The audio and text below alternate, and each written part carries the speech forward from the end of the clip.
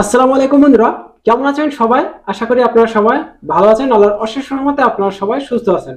তো গতকাল শুক্রবার থাকার কারণে আমি আপডেট দিতে পারিনি, তবে আজকে শনিবার, আজকে একটা আপডেট পাওয়া গেছে। সেটা হলো ভিএফএস গ্লোবাল থেকে 2023 সালের আগস্ট মাসে যাদের রিজেক্ট করা হয়েছিল ফাইলগুলো, মানে রিজেক্ট বলতে যাদের ইন্টারিম পিরিয়ড চলতেছিল, রিটার্ন পাসপোর্ট গুলা যাদের 23 সালের ছিল আগস্ট মাসের, তো সেই পাসপোর্ট গুলাতে অলরেডি যাদের কাগজপত্র ঠিকঠাক আছে, সবকিছু সব ডকুমেন্ট ওকে আছে, মালিক ঠিক আছে, সবকিছু ওকে আছে, তাদেরকে ভিএফএস গ্লোবালে আবারও পাসপোর্ট জমা দেওয়ার জন্য ফোন দিতেছে, কল দিতেছে, মানে এক কথায় আপনাদেরকে ডাকতেছে। তো জানি আমার কথা আপনাদের বিশ্বাস হবে না। তো একটা ভাইয়ের সে আচ্ছা, আপনারা ভয়েসটা শুনলেই বুঝতে পারবেন যে সে কোন সিটিতে, কত তারিখে, কখন, কোথায়, কিভাবে জমা দেওয়া ছিল। আপনারা ভয়েসটা শুনলেই বুঝতে পারবেন। ওকে, আমরা বেশি কথা না বাড়িয়ে আমরা সরাসরি স্ক্রিনে চলে যাবো। তো আপনারা একটু স্ক্রিনে ভয়েসটা শুনে নেন। ওকে। আসসালামু আলাইকুম, কেমন আছেন? আশা করি সবাই ভালো আছেন। হয়তোবা একটা সুখবর দিতে পারতেছি আজকে, কারণ ছোট্ট হলেও এটা সুখবর আমার মনে হয়। কারণ হচ্ছে আমার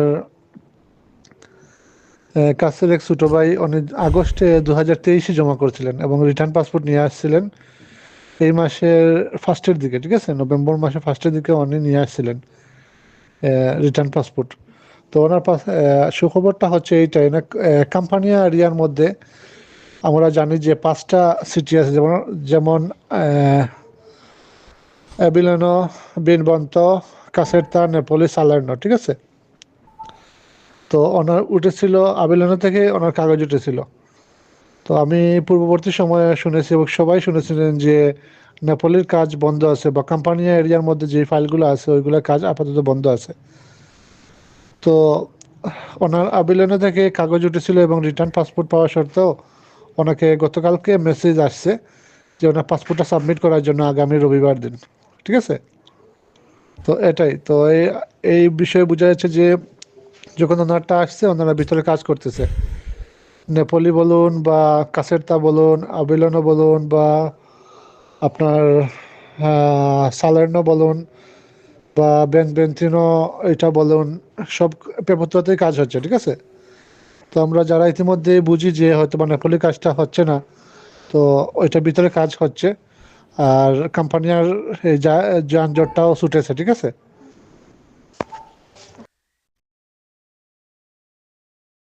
আচ্ছা, যাই হোক, যদি আপনারা এই ভয়েসটা না বুঝে থাকেন তাহলে অবশ্যই ভিডিওটা আবার রিপ্লে করবেন। ওকে, মানে শুরু থেকে আবার ভিডিওটা দেখবেন, আশা করি আপনারা ভয়েসটা ক্লিয়ারলি বুঝতে পারবেন।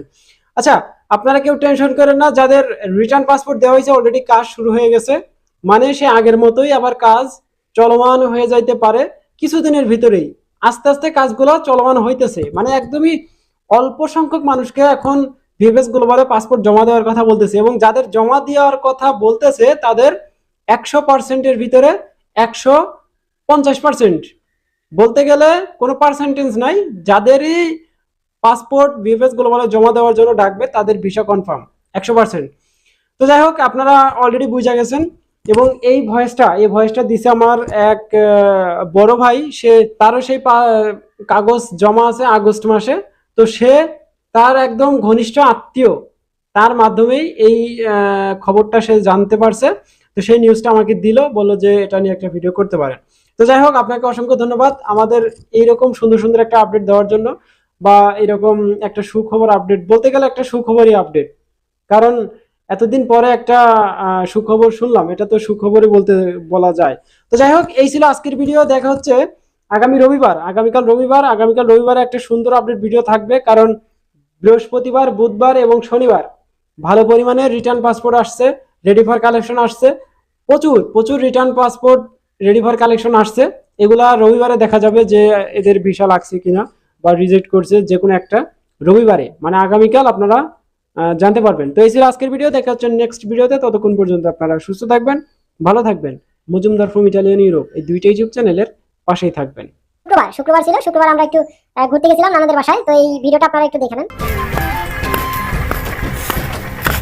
যশোরের যশ, খাজুরের রস, চলে আসলাম আমাদের নানিদের বাসায় চলে আসলাম খাজুরের রস খাইতে। তো আইসা দেখি গাছ ঠিকই কাটা হয়েছে কিন্তু রস এখনো পড়তেছে না, মানে গাছ থেকে রস পড়তেছে না। জিজ্ঞাসা করলাম এখানকার লোকদের যে কবে এই রস আমরা খেতে পারবো, বললো যে এখনো 15 থেকে 20 দিন লাগবে। তো আর কি করার, 15 থেকে 20 দিন অপেক্ষা করতে হবে। তবে আমার এতটা সময় নেই, আমি এখনই চলে যাব বাসায়, বাসায় অনেক কাজ আছে। খেজুরের রস না থাকলেও আছে কিন্তু প্রচুর পরিমাণে ড্রাগন বাগানে ভরপুর আমাদের নানিদের এলাকা। এখনই আপনাদের ড্রাগন যে আড়ত সেখানে আমরা নিয়ে যাব। ওকে চলেন।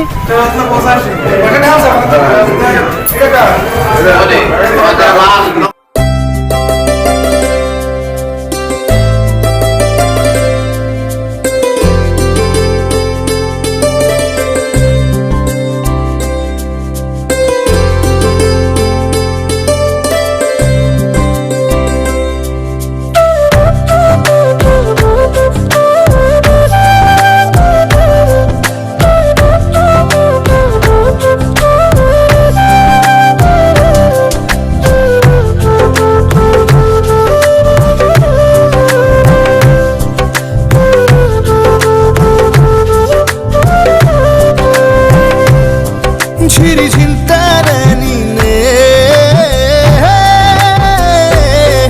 ঝিরি ঝিলতারানি নে